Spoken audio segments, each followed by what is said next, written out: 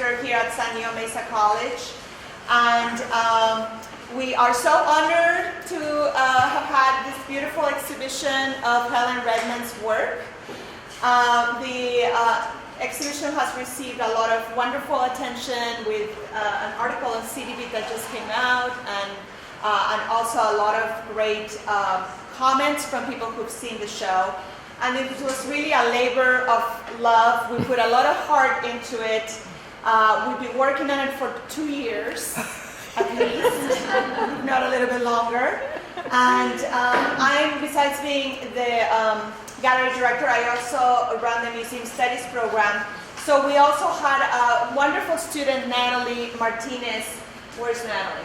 Who was helping Helen throughout the semester. And she did a fabulous job just helping her with the exhibition, getting Helen and I designed the show, but Natalie was there to help us organize it and get it all packed and bring it over here. So I wanted to thank her. It's looking back at Helen's family, at her life, her children, her grandchildren, her pregnancies, and it was a wonderful exhibit for our students in that it also showed the progression of an artist. It showed all different types of drawings, from the contour drawings that you see here of Paula, to pastel drawings, to acrylic paintings, to an installation. So it also showed the students how you can work with a theme and how it evolves and changes. I'm sure the color theory students loved it too, because there's such beautiful and different palettes that you used, around this exhibit and different things. So we invited Helen to give a talk today. We had a wonderful conversation with her daughter, son, and granddaughter the evening of the reception. But this was a way for Helen to tell us a little bit about her work here in the gallery. And she's somebody who's been very influential in the arts here in San Diego. She's part of the Feminist Image Group, and she also is helped people deal with grief and loss. And she's also, being so supportive and such an important part of the arts here in San Diego.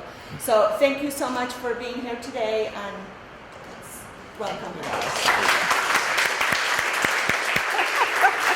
I applaud Alessandra, because without her giving me this chance, this show wouldn't be here, and I wouldn't be able to have brought this to fruition. So I'm deeply grateful for her having been born, grown up, and gotten to the point she did, so she could curate the show, because it's taken a long time.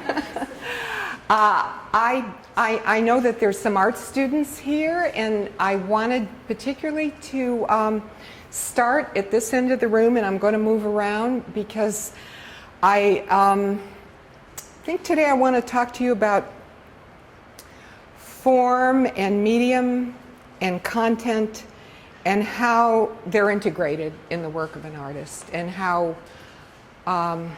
over a long period of time the shifts that go on, and how different media speak to you in different ways, and what you need to express, and because it certainly doesn't stay fixed for most of us. But the most powerful thing that brought me into art was life drawing. So that's why I'm going to begin here.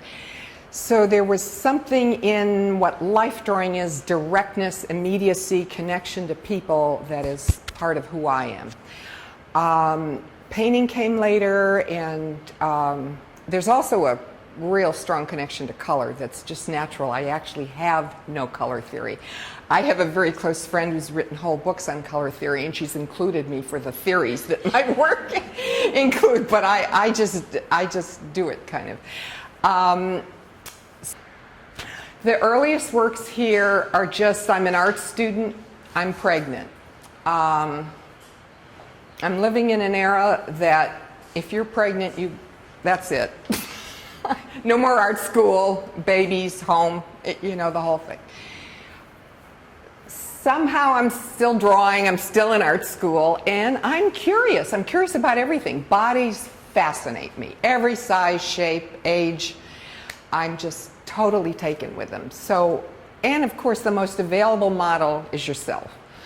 Particularly when you're learning how to draw, you know, over and over, you're looking at your face, your body, whatever. So I'm trying to figure out, this is, what's my body like now? I had seen a few, we might have had a few pregnant models before I did that. I don't, sometimes I can't tell before, after, whatever, it all mixes up. But I just thought that the pregnancy shape is such a beautiful shape. And in the era I was in, we wore like tents. Like you did not show that shape. I love that today people are like in, Kenny and I just saw a singer perform in her 7th month of pregnancy, and she was in a spandex thing, and it was just wild, and she was rocking and all that. That was not something that happened in my era. But in any case, I'm just exploring, and again, what I'm using there is the contour line. And this book by Nicolaides was what was in, I don't like to say fashion, this book has lived forever. This is such a powerful way of the natural way to draw, the sense of touch, how when you work with a contour, you're essentially touching, feeling the line in front of you, the line of the person. So all of your senses have to be activated, all of your awareness. Your hand and your eye coordination become one, and the person and you become one, the whole thing, whatever you're looking at. So it takes a lot of drawing. There's thousands of drawings for whatever you're seeing here that are behind the drawing. And when I look back at these drawings, this is the infant daughter that I lost at 20 months when I was pregnant with my daughter Nicole. And that's still hard for me to talk about, but and these drawings had been in storage for forever. I think when we started talking about this show, I brought them out and looked at them. And even the pregnancy ones, it was just something like you keep in the drawer. And it was Alessandra and Doris Bitar and Amy Galpin looked at them and they were so excited. So I thought, oh, you mean the drawing has, like I literally, what can I say? There's no way to evaluate what you've done. It's just these things were done. I was just observing my baby and drawing. And I knew how to draw because I was an art student and I was drawing every day. And pen and ink, which I could not do today. And I want you to really see the difference. I love that, how I'm drawing today, which is much more careful and slower and picking up on the texture and erasing. I erase if I don't like something. You cannot erase with pen and ink, nor can you with the oil pastel. So you are committed in a very, I was going to say scary. Well, to me now it's scary. It wasn't then. I was just, and that was powerful to draw like that. That's really power when you can accept whatever is just coming out of you like that. And I think for a woman that was a big step. That helped empower me too. So these are some of the drawings. By the way, there's just a portion of how many works there are that are here in the gallery because I kept doing them. So, okay, the drawings here and part of what we put together, this is a much later piece. This was done actually over time. So here we have direct, I maybe spent, 10 minutes, 15, maybe less, maybe 5, I don't know. A baby is moving. I don't even know what the time is. It's so quick. And now I'm in another phase where things are slower. And I ponder over everything. And I make a mark, and then a year later I say, I want to put something else on there, or I want to take something off. So I'm sort of letting that come through as a part of aging creativity. Not to hold on to these aesthetics, like the fast and spontaneous and the big is the best. Because we have all these doctrines, and if you've lived long enough as an artist, you'll hear all of them. So I originally began this, and even again you'll see the contour. That contour line is still marking nearly everything I do throughout the gallery, but this was originally just a canvas like that. And somehow, oh, this was going on during my menopause series, or just when I was really going through passages and life and death, and I read about the crone is in other cultures, and maybe still today, is often the midwife and the last person at death too. So that sense of encapsulating a life, the way you see that hands on the baby there, the old hand. So you're being born, it is the crone or the elder who brings you through and also who helps your passage out. And then that sense of, and then the mother is bursting forth with the, see, I'm no longer that mother phase, bursting with milk and the belly, and then that thing of the skeleton, and just it's life and death wrapped into one. I think that piece, more than any, puts that all together. And then I did different things with wrapping it with the canvas. And about a year ago, I was invited to show an exhibition that had to do with art on motherhood. Yeah, like taking a long time for those to come around. And I looked at the piece and I had to ship it. It was in Chicago.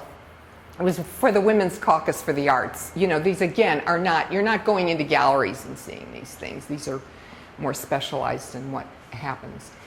And suddenly it just became the, all the forms that represents for me. There are many, and I'm losing the word. I remember swaddling. My child was born in France, and they swaddled the baby. I don't think we do that now, but that wrapping. And the body is wrapped in a shroud when you die, and that's one of the things my daughter does now. She washes, in her Jewish ceremony, she washes bodies.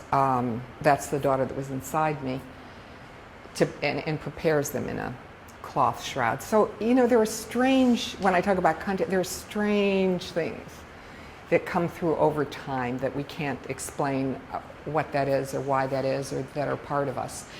So, and then it also has almost like a womb-like shape, or a vagina, or it has many connotations, and then it turns out to have historical iconography, symbology, and I'm not going to get into that. But I'm just going to move over to here, where this is a very conscious piece, almost, I don't want to go conceptual because I'm not a conceptual artist, but I think a lot. I mean, I'm not just a blind, like, process, whatever. But, so my later works, I'm involved with texturing a lot, with older textures. So the wood itself is very important to me. So I start with that wood texture. And no one lives near me anymore, all my family. So also all these portraits keep the children with me. I had to, you know, I carried this and got my grandson's hand. And this is my youngest grandson, and he's 18 now. He's got a big hand, like he's no longer the little kid that's around there. And then that's my eldest grandson, who's I think 28, and I actually had to work off a photograph because my granddaughter, who's 30, is so busy in the world and in her work that I couldn't. She wasn't around to get, so I worked from. As I say, I don't normally work from a photograph, but if I have to, I do. You know, at this point, I could pull it in. So I had this sense of I wanted to do an update, and I looked at them and saw, oh my gosh, there's white hair now, and wrinkles. My babies here are already that far along, and I'm still here chronicling them somehow. And the other thing, so we're all unified by this texture, and there's these hands represent. This is the hand of my son-in-law. Her her husband. And the children have 3 different fathers, and quite a story. But in any case, and Nicole is a huge heart. Nicole's the one that's inside of me when I lose Paula. And she just lives in service to the world. And so I just, many, many hands touch Nicole's lives. So I wanted to catch that about her. And everything I put on here, it does have symbolic import. And, you know, even here, this is, that's my thumbprint that came off the birth print of the footprints for Paula, which, and Alessandra and I were talking about, maybe we'll do footprints all around the We've had many ideas. The footprint started coming up because, again, I had not dealt with this till later in my life. I had to just go on when this happened to me. And I happened to go through something and find the birth certificate. I think they still make birth certificates, don't they, with the footprints? Yeah. Okay. Everything is so different now. I don't know. But so then it became, I don't know which one I started on. Nicole. The first one was Nicole, and you can see I wanted to unite us. I wanted to bring us all together, my 3 children. So I started with her, and I just tentatively put that footprint there, sort of straight up. And then I think I went next here to myself. Now, when I do myself, I will actually I can be, what's the word, bolder or crazier than if I'm doing a portrait of someone else, because I'm sensitive to how that other person may react or feel. I'll still allow what's coming up in my form of expression, but I'm definitely more sensitive when it's a portrait of someone else. When it's myself, it's totally whatever I'm feeling. There is no outside standard on it of any kind. And it was interesting to me to see where that I placed her smack. It's the third eye here. She's smack in my, that footprint is right here. And then when I did this with my husband's hand, Kenny, another point, I put it here. It's like a pulse point. And it's also, the hands are so important to me too. So those things, even though I say I was thinking about it more, I still work in a way where what arises, arises. And I go with it or don't go with it, or put it in or erase it. But if it's kind of like trying to hear what's speaking to you, so that you can express it. So, okay, and then my son here you can see his work too. His drawing of his, he works in a very different way. I'm a freehand drawer, and he works almost with a compass in a very fixed way to delineate. So it's a totally different drawing system, and we laugh about that, because I said, Paul, just hold the pencil in your hand. He said, Mom, I don't hold the pencil in my hand like that. I have to do whatever he did there like that, you know, it has to be like that. So then I had to figure that out, what to do. It wasn't what I thought was going to happen. And I realized part of what I'm saying here is, and that's his work too, my son carries on being the artist in the family.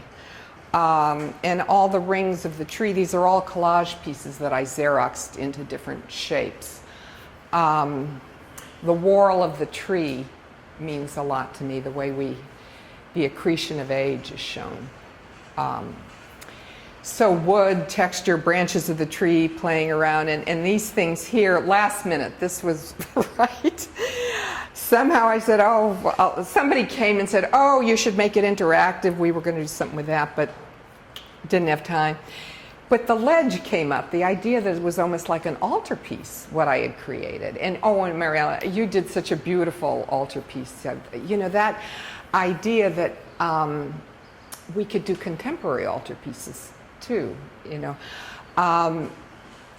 So I put my drawing tools are here, and always some detritus, the stems, the branches, and this little piece here is a chip from my son's ceramic. And then again, the footprints. Paula walks with us. And I've really tried to make that a beautiful thing, that she walks with us, not tragic or sad. It's an acceptance, and she's there, and bless her, and but she's with us, whether they knew her or not. She's with us. So okay. Well, then we flip into this other kind of drawing that I was talking about. This is Shira. These are in the 2000s or 1997. So I did this around the time I was doing a whole series on what did I call it? The Beauty of Old. I was doing elder women and men, but more women. I was trying to find mentors for my aging, because my mother had died long ago. I had no one near me, no relatives that I could look at for what aging was about. And I didn't like the models the culture was projecting. So, but while I was doing that, she came to visit, so I drew her. So but I'm saying the style I started using had to do more with pencil drawing. But the way I use pencil often looks like oil pastel, or people don't even know what medium it is. It's colored pencil. But I begin with graphite or Conte crayon. What I like about that is you can turn it on its side, and it responds to your hand in just the right way. A pencil's a little different. But sometimes I like that hard of the pencil, too. You know, I want to be very exact. So I mixed that up. And then I got into this idea here of the texture became so important to me. You can see I'm in very flat color most of the time. But as I got older, the layering or the texturing, I was just drawn to that. And it makes sense. That's what there's so many layers in you. By the time you're old, it's like, and so much art and creating of art, it all starts swimming around. In fact, you have to be careful it all doesn't break up, that you get any form at all. You can break the whole field up. So I decided to paint the backgrounds, and I could talk forever about her, this portrait. I'm not going to, but she is like an avatar for me of her. And I wanted these colors to express the dynamism that she projects, so that's why I chose them. And then they had to be like, you can see they're shooting, the brush strokes are shooting up. I'm trying to give her, there's another worldly quality that's there, but yet, and then her pose, she was just becoming Orthodox Jewish, and we're not religious at all. And the type of orthodoxy she was becoming was very fundamentalist and disturbing to us, to say the least. But nevertheless, when people in your family that you love, and in our family there's been so much diversity in the paths people choose, you make that effort to understand what that's about. And I think as artists, that's what we're about, being open to what we see, to what's happening. So trying to express that, and she, it's interesting that she sort of picked up that Jewish star. If you come up close, you'll see it. And the whole way her hand twists that, the gesture, that's another thing terribly important to me. When people sit in front of you, I know with a camera it's terribly important too, but all of a sudden, somebody sits for hours, there'll be some gesture that's there that is really who they are. And sometimes they're right there in the minute if you're getting it with a photograph. But it's a different experience when you're life drawing, because a lot of time is passing when you're doing portraits like this. People are, sort of confined. It's not a momentary thing. And you're also, I just wanted to say something about that. To do a portrait like that means she has to open to me. It isn't just me opening to her. So that's a very powerful exchange. Is that clear with what I mean by that too? It's like, and I think that means a lot to me as a woman to say that, because it's an empathic trait, and there's so much figurative painting that is not, people are not, it's just using the woman as a model, or as a set of lines or planes or curves, or you know, it's a very different, that's all fine too, but it's very, very different. And it's very different when it's your granddaughter or your daughter or yourself than as if somebody else is looking at you. So I try to honor that, or I'm aware of that. I'm aware of that. Not necessarily as I'm doing it, but I know that that's in the work. This is her earlier, and we've got some back there where she's actually painting on the canvas. But I love that she's putting her little black nail polish on. But you know, there's been, her life is difficult, and that's a hard thing to feel as a grandmother too. Okay, babies. Somebody said to me, Seth, who was interviewing me, said, or no, maybe it was Jim Shute. He said, what made you go inside? You know. Well, you know, these are pretty exceptional circumstances. I was actually living in a very isolated situation in Paris in a tiny apartment. I had the kitchen tables where I did this, and my first husband was a scholar of fairy tales and French literature, and he was at the bibliothèque every day. That was how he was dealing with stuff. He was microfiching and doing all those things that don't even exist anymore. And I was home alone in my 9th month of pregnancy, and the tool I had was my art. And I got these papers, and I just started drawing. I had a mirror, I started drawing. I was also studying the Lamaze method for natural childbirths, because childbirth had become totally medicated. You were knocked out. In fact, Paula was born that way too. And the doctor insisted it's like it was his delivery. It had nothing to do with me, you know. So I was learning about natural childbirth in French, which I had very broken French. But in any case, you know, there was no grief support for me. There was nothing like that. I was just alone in this room, and maybe sometimes that's the best way. I just drew. I had my art.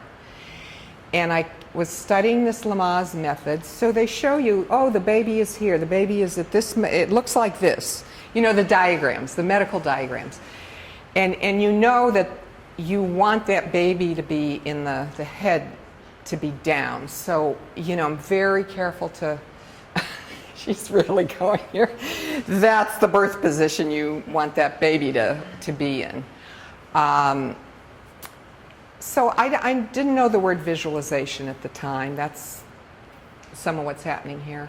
I was not a student of yoga at the time. I didn't understand. Like now I know how to link up inside, outside, interior. You know, in those things I can feel into the body, and I've always been interested in that. But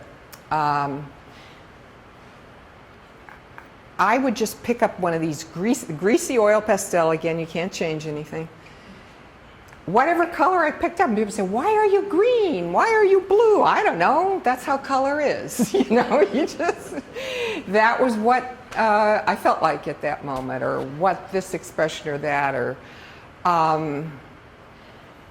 yeah, I don't look like the blissed out pregnant whatever, and something weird was going. I mean, I was 9 months pregnant. You normally have no energy. You can hardly move.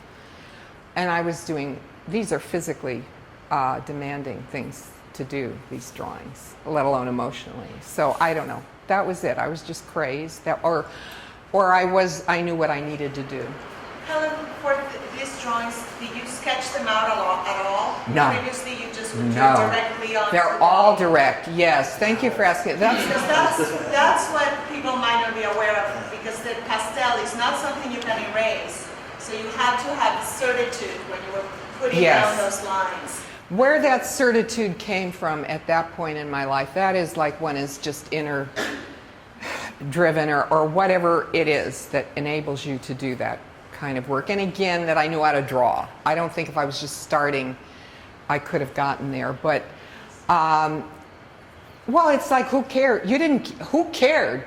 You know, it's just whatever I'm doing is, there's no outside standard at that point. There's nothing that's speaking to you when you're caught in something like that. So, And I just share one other crazy story. I mean, I did these and I did feel they were really powerful. They were, people hadn't seen work like this. And I remember going to I finally worked, this was after the baby was born and my husband was watching her, and I worked myself up to go to an art dealer in gallery in Paris. And it turned out to be a very famous one who was handling color field paintings, I think at the time, like Maurice Lewis, or gorgeous color things. But I remember, you know, here I was in this vulnerable state anyway, and I'm taking out the drawings, which are on the floor, and I can just feel behind me, like, you know, like, oh, this guy's not interested at all, you know. And then he says, ah. I mean, maybe he didn't go that strong, but there was definitely these are like Van Gogh's drawings. And while Van Gogh is my personal hero, he still is. I mean, what an insult to say I was drawing like Van Gogh. I mean, wow. But at the time, I mean, I just, again, so you know, you pack your stuff back up and don't show it to anybody for a while. Fortunately, when I went back to the States, my professor, Roland Rees, who a number of us have had as a professor here, told me they were fantastic. You know, it gave me a whole show with them, but again, a show in the student gallery. Yes, everything you're looking at, this entire wall is all, and the one as you enter, is all speaking to this experience of life and death and the birth of Nicole. So she's born, and I mean, I have a few others, but it's like I am watching her like a hawk. I mean, every mother is anyway, but this is a double intensity. Every breath, and I'm drawing her. I'm just, you know. And again, these drawings would not look like that if I weren't paying that kind of intense attention. And I love that about drawing, that drawing really teaches us to see and to be aware. And no matter what medium you're going to work in, it's just so powerful. Remains that way for me. You know, just around the time, too, that I finished my catalog, and I just want to mention that the stories of the children are in them. That was another decision I made. Instead of doing the fine arts catalog, I mean, we have a few art history writers in there, but I wanted the voices of my children to be present, and I wanted to do this the way a mother would do it. That was again another fighting statement to do it that way. And I happened to read my professor that I love above all that, my mentor Roland Rees. I looked at his I saw a video he did and a whole book. You know, I think there's one line where it mentions he has some children in the book. Almost nowhere. And this man had something like 6 children. I don't know how to express that or what anybody else thinks. Or maybe there's a male artist here that could tell me. I mean, we were all taught to be professional. Professional, particularly for women, meant you never mentioned a husband, because in the early days I was called, like when I had a show, they said, Mrs. Jacques Barchelon is showing at, you know, whatever. So, you know, you got that message fast, but it's the issue of separation and compartmentalizing. And one of the things I'm trying to speak to for everyone, male and female, is the integration of our lives, that we don't have to, that shutting or blocking off isn't necessarily healthy, even though it's professional. Helen, I think one thing I pointed out is that I remember that when I was doing painting, my teacher would tell me you couldn't add any 3D stuff into it. And so I was showing the students these because my teacher would always say, no, it just has to be paint. And so did anybody chastise you from? Well, that's interesting what you're saying, because this piece did not have any added things to it. But I had a very close friend, David Tamayo, who was a gay man and died of AIDS. And he, I didn't have the right system, and I said, David, I want to show this. And he came up with this idea of the belts. And I thought, how fantastic, because this was my son it's just an early age that he's coming out. What does he say? Well, no, I knew since he was about 14 or 15, but this kind of, that's another thing that's unusual, a mother looking at her son that's gay and that sexuality and expressing that. And then years later, this is what I love about this, years later, David puts those pieces on, and by that time I'm out of art school. I'm far away from any, galleries don't do my work, so who cares? You know, it's like, if that's a cool idea, I'll go with it, you know, and it was to me. But I love that interaction, and again, that's there in the portraits too, because it's like Paul is wearing that Picasso shirt, which in the catalog he tells you it's from a music tour that's going on. He's back from San Francisco. I'm copying one of his drawings here. I'm actually painting it. In other places around the room, the kids, my grandchildren are drawing on this portrait here.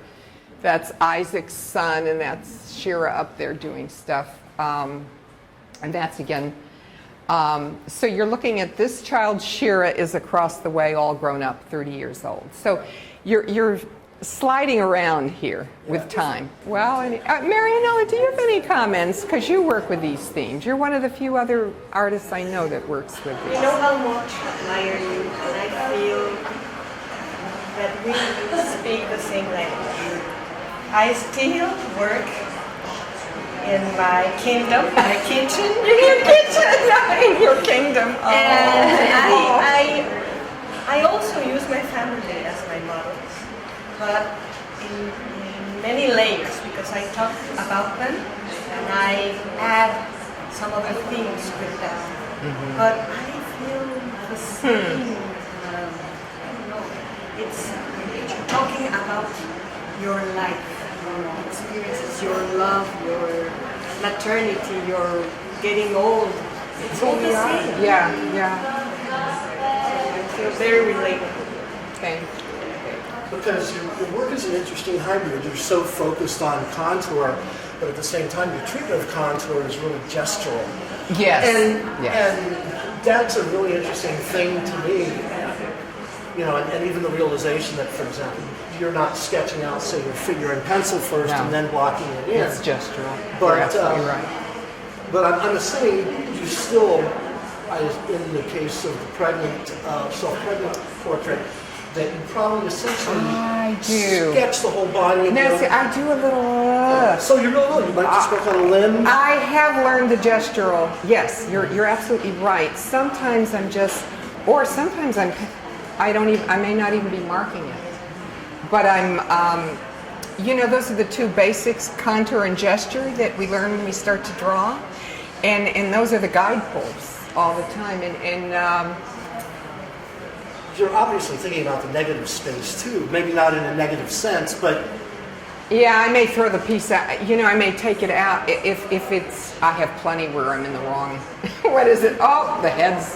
You know, up the hand, up the. You know, so that gets thrown away. But yes, if you do this enough, somehow you are beginning to see. It's again to me, quantity of drawing too. I mean, over and over drawing to get that relationship to the page and the person and what you're doing, and because once those lines go down, they're so committed. Yeah.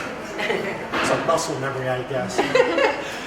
It could be muscle memory. It's like dancing. It's kinetic, and I'm just. By the way, that's my dear thing now at 70. I began taking senior modern dance because movement is terribly important to me, and frankly, I could just dance now instead of draw. Oh, wow. I don't know if you caught any of that.